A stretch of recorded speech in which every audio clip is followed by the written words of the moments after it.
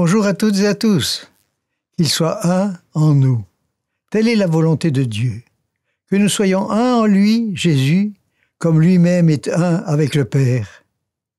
Juste avant sa passion, Jésus prie pour les disciples qui l'entourent. Mais à la fin de ses prières, nous l'entendons l'étendre à ses disciples de tous les temps, donc aux nôtres. Sa prière est pour chacun et chacune de nous. Quelle est la fine pointe de cette grande prière? Que notre unité soit aussi réelle et aussi forte que l'unité du Père et du Fils, au point d'être l'un dans l'autre. Quel mystère que cette grâce de l'unité! Cette unité pour laquelle Jésus prie longuement est une priorité pour lui.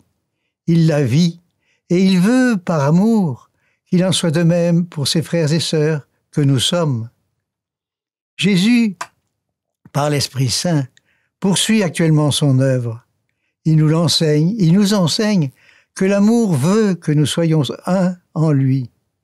Il le veut, donc cela est, mais nous restons libres d'adhérer ou pas.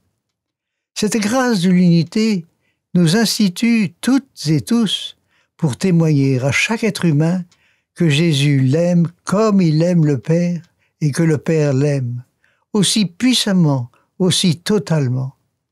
Cet amour, manifesté par la venue de l'Esprit Saint sur la famille humaine de tous les temps, nous allons le célébrer dimanche, dans la joie, l'admiration, la reconnaissance, l'amour.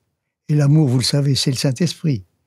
Amour commun du Père et du Fils, qui réalise leur unité trinitaire et nous en rend participants. Marie est celle qui méditait toutes ces choses dans son cœur.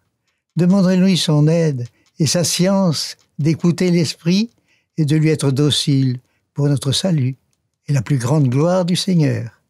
Maranatha, viens, Seigneur Jésus.